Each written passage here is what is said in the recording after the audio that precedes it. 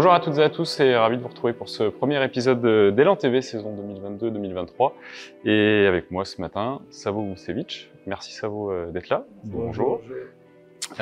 Savo, avec toi on va faire le récap un petit peu de cette prépa et de la Leaders Cup qui s'est terminé, premier tour qui s'est terminé hier.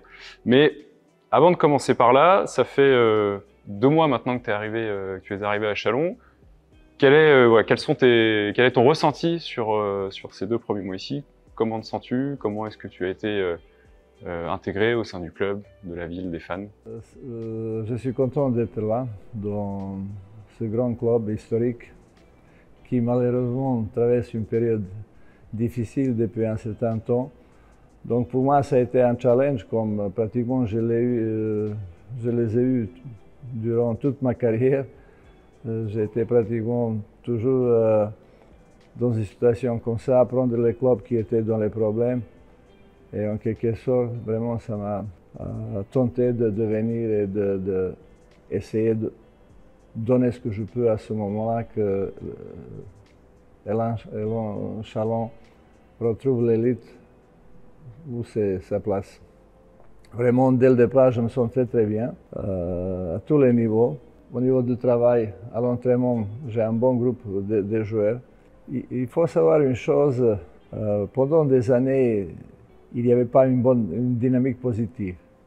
Et des fois, je le sens encore, des fois chez certains joueurs. Donc il faut repartir avec une nouvelle base, avec une énergie positive. Et moi, je pense qu'il faudra un peu de temps. Et moi, sur le fond, je suis très optimiste et moi je suis sûr, je regarde toujours à long terme. Il y a des obstacles sur ce chemin, il y en aura, mais on travaille, on prépare, on s'est donné notre objectif. Alors tu as beaucoup répété pendant la prépa cette notion de on va avoir besoin de temps et que la saison est longue et que c'est pas au 15 octobre qu'on va tirer des conclusions. Et c'est d'ailleurs pour ça qu'on avait que tu avais dit que la Leaders Cup allait servir de répétition générale, vraiment de préparation à l'équipe avant le début du championnat. Après les 4 premiers matchs, où on a donc terminé 2e de notre poule, ce qui nous permet de qualifier en quart. Comment tu as senti ton équipe sur ces 4 matchs-là? Est-ce que tu as vu une progression? Comment tu analyses ces matchs? Donc on a 2 victoires, 2 défaites, hein, je le rappelle, au premier tour. À cette période, en pré-saison, c'est difficile à avoir toujours une équipe qui est déjà prête. Il y a beaucoup d'inconstance. Pendant un match ou d'un match à l'autre, pendant un match, il y avait des belles périodes et après, il y avait des passages en vide. Ce qui est normal un peu, parce que c'est une nouvelle équipe, un nouveau coach, une nouvelle philosophie. Les matchs de pré-saison, Leaders Cup, moi, comme coach, je ne coach pas comme un match de championnat.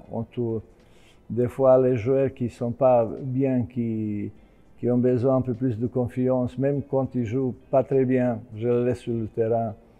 Donc, on ne peut pas juger par rapport à ça, parce que après une belle période pendant un match, il y a un passage en vide et à ce moment-là, c'est peut-être les meilleurs joueurs, ils sont sur le banc et je fais exprès, je les laisse pour aguerrir un peu les joueurs pour lesquels on aura besoin pendant le championnat.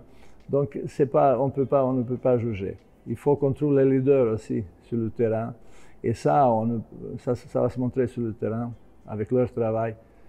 Pour tout ça, il faut beaucoup de temps.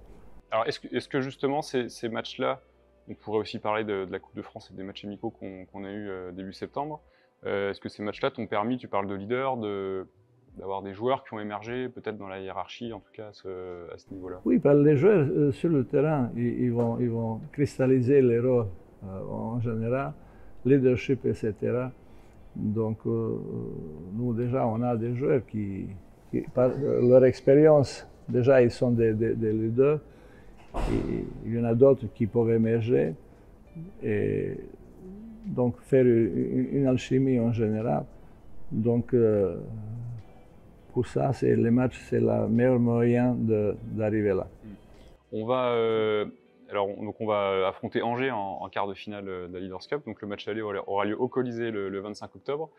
Le match retour le 1er novembre donc à Angers. Et c'est le goal average sur les 2 matchs que la meilleure équipe va se qualifier. Angers, on les retrouve dès vendredi, donc après-demain en championnat. Un promu, coaché par Ali Bouziane, qu'on connaît bien à Châlons.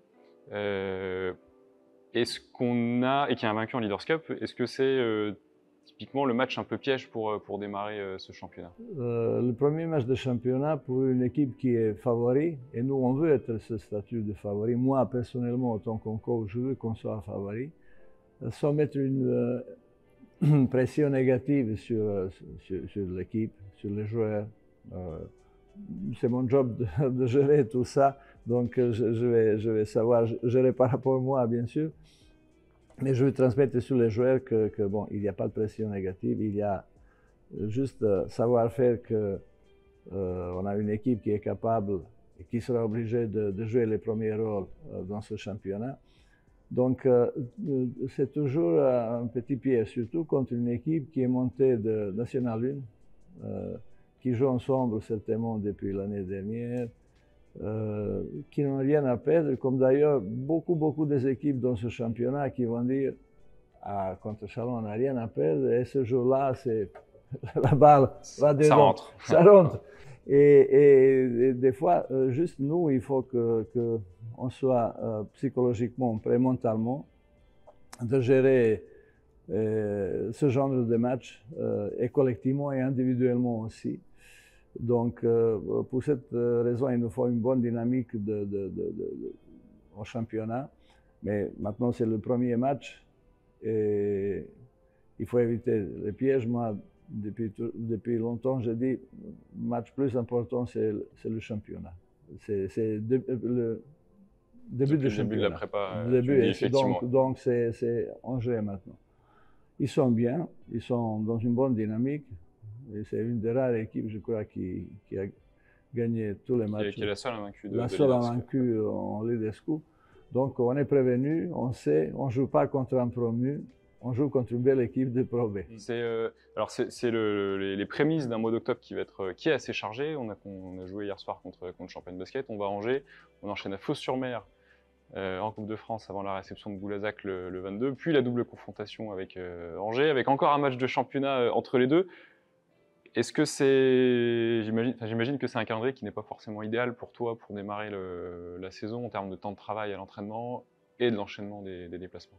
Non, franchement, c'est pas idéal. C'est pas idéal. Avec la coupe, en plus, 2 matchs de Leaders Cup en plus. Quand on joue Leaders Cup, peut-être les équipes qui nous attendent au championnat, ils auront toute la semaine de se préparer. Donc il y a beaucoup d'inconvénients, mais d'un côté, il faut toujours regarder positif. Moi, je regarde toujours du côté positif. Ce qui est bien, on a joué pas mal de matchs, ce qui va permettre peut-être à certains joueurs de jouer un peu plus, avoir un peu plus de confiance. Et si tout va bien, si on n'a pas de pépins, on a 10 joueurs, voire encore 2 gamins 2 espoirs qui s'entraînent avec nous, qui auront leur chance. Donc moi je pense que les matchs ça ne pose aucun problème. Le problème c'est les déplacements. C'est les déplacements qui sont des fois longs et normalement on aurait joué hier soir à Strasbourg contre Alsace comme c'était prévu initialement. On a 3 déplacements en 6 jours. Strasbourg, Angers, Fos-sur-Mer. Et c'est ça ce qui est terrible pour les joueurs. Surtout si on est en bus, on est en train, c'est la même chose. Donc c'est ça ce qui pose des problèmes. Mais c'est comme ça, une équipe professionnelle, on doit s'adapter à tout. Il ne faut pas qu'on cherche les excuses. Moi, j'essaie de ne pas les exprimer. Peut-être qu'un joueur préfère aussi enchaîner les matchs plutôt que de jouer à l'entraînement. Oui, mais les entraînements sont indispensables, surtout au début de la saison. Il faut mettre beaucoup de choses en place. On n'est pas encore rodé. Il y a un problème pour moi comme coach. Moi, je pense qu'on a des bons gars, des bons joueurs. Mais il y a des acquis que j'ai envie de changer, les habitudes chez certains joueurs qui ne leur permettent pas de jouer encore mieux. Et la meilleure façon de travailler tout ça, c'est les entraînements parce qu'on a plus de temps, plus de patience à l'entraînement réglé qu'au match. Au match, on n'a pas beaucoup de temps, il faut être tout de suite bon. Donc, mais bon, on fait avec, c'est comme ça et il faut accepter.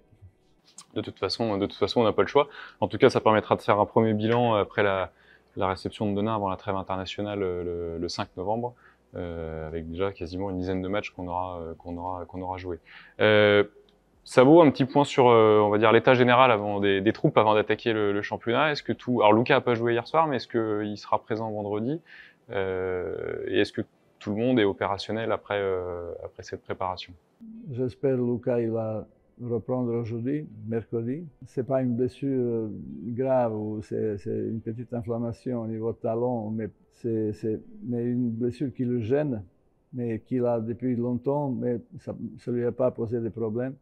Donc j'espère l'avoir aujourd'hui parce que c'est un joueur qui brille pas peut-être au niveau des stats, au niveau de scoring, mais il est bon partout et surtout un joueur important dans les moments où il faut vraiment gérer le match, contrôler le match, parce qu'il a beaucoup d'expérience et dans toutes les équipes où il a joué, c'était un des joueurs importants, peut-être le joueur qui avait un rôle comme ça, il est important. Donc j'espère que ça va aller avec lui. Le reste, pour l'instant, on n'a pas de gros problèmes.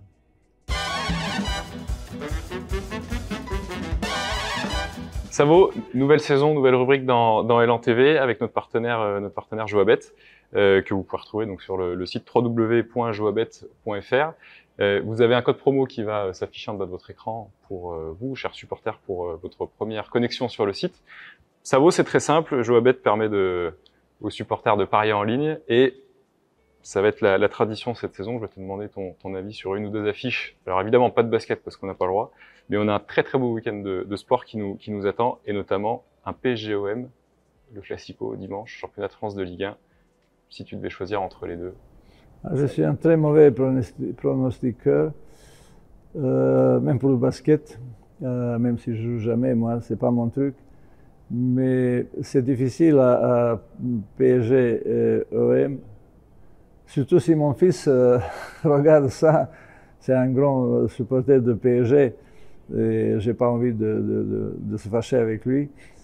Mais comme je dis, je suis très mauvais. Je préfère me tromper si je dis un match nul et après que le meilleur gagne. Bon, tu prends pas beaucoup de risques. Alors, je prends pas beaucoup de risques et je me fâche avec personne. Bon, très bien. En tout cas, vous pouvez aller parier sur le site joabet.fr et profiter donc du code promo qui s'affiche en bas de l'écran. Savo, merci. On va vous suivre donc l'équipe ce vendredi à Angers. J'en profite pour vous dire que le match sera retransmis au Spot à Châtenois-le-Royal dans l'ancienne galerie Fly. Voilà, donc Aurélien et toute son équipe vous attend, restauration sur place, donc vendredi à 20h, et nous on se retrouve donc la semaine prochaine pour le deuxième numéro d'Elan TV. Merci Savo. Merci à vous.